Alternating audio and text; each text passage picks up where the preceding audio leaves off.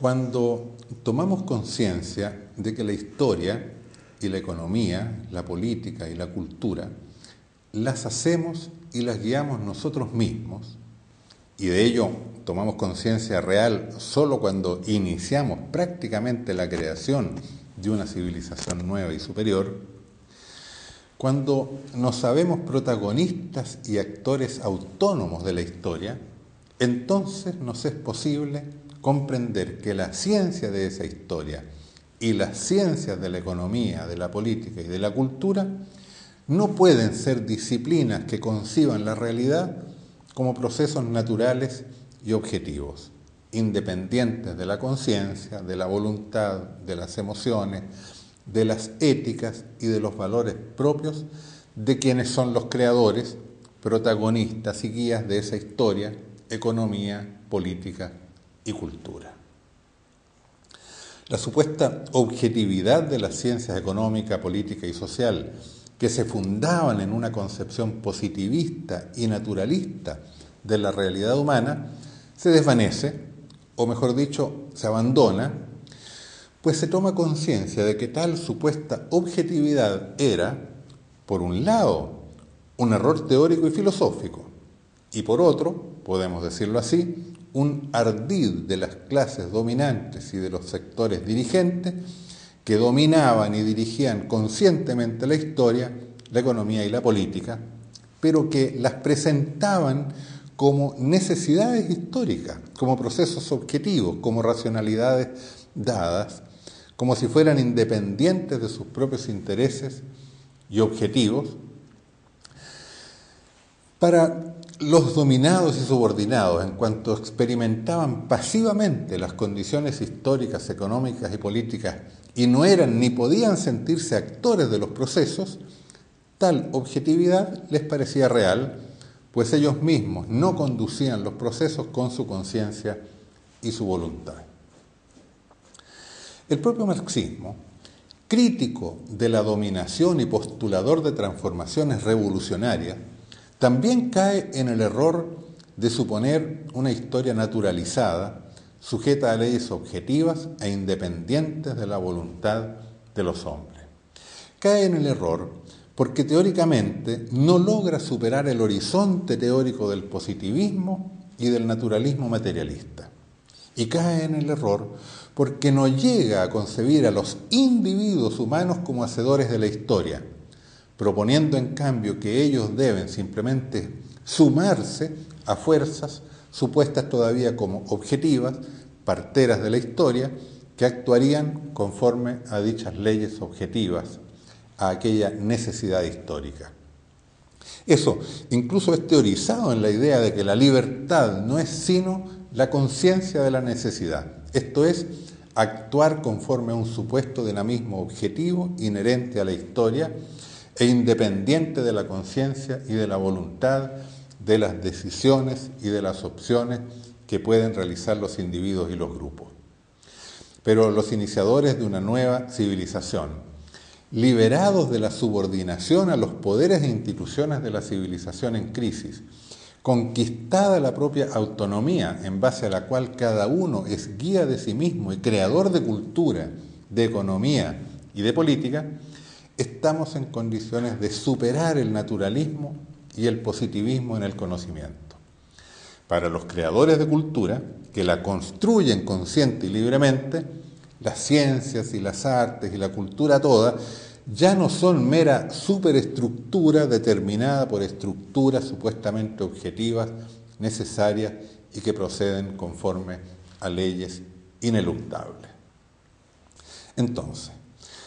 abandonamos la idea de ciencias sociales objetivas, pues descubrimos que toda la realidad histórica y social es realidad subjetiva, o sea, elaborada, construida, guiada y coordinada por personas y grupos humanos.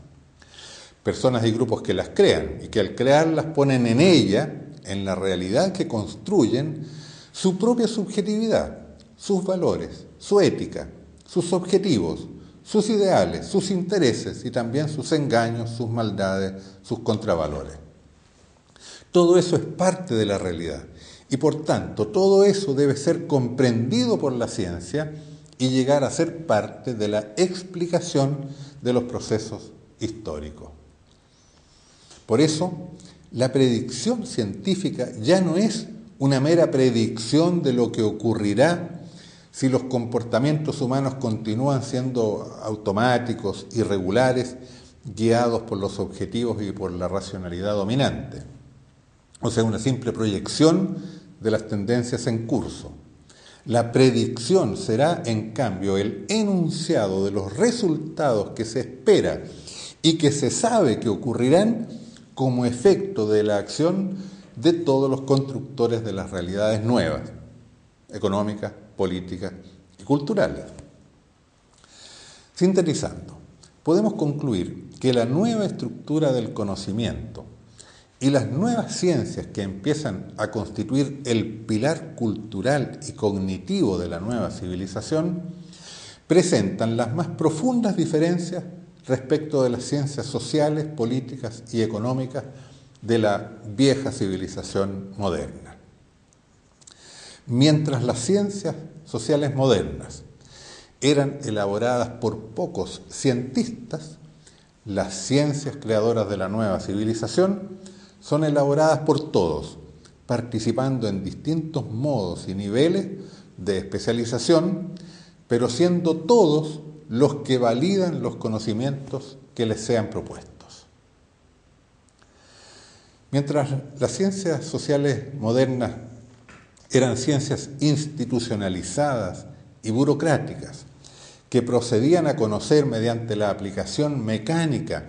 de métodos y técnicas formalizadas, las nuevas ciencias son conocimientos vivos que se elaboran y proceden mediante el diálogo y la comunicación intersubjetiva entre todos los sujetos activos, creadores de la historia y constructores de la economía, la política y la cultura. Mientras las ciencias sociales modernas procesaban datos e informaciones recolectadas mediante procedimientos técnicos que garantizaban que de sus análisis podrían extraerse las validaciones esperadas de las hipótesis formuladas en base a la propia teoría preconstituida, las nuevas ciencias proceden a través de la experiencia multifacética, configurada como una filología viviente en la que todos participan.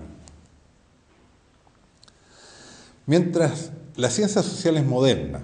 se centran en la cuantificación de la realidad,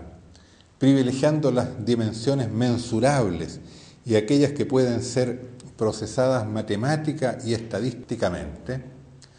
las nuevas ciencias se centran en la comprensión de la realidad y de sus procesos, prestando especial atención a los aspectos cualitativos y especialmente a las novedades históricas. Las ciencias sociales modernas buscan en el pasado las causas del presente, mientras las nuevas ciencias explican los hechos y procesos por sus actores,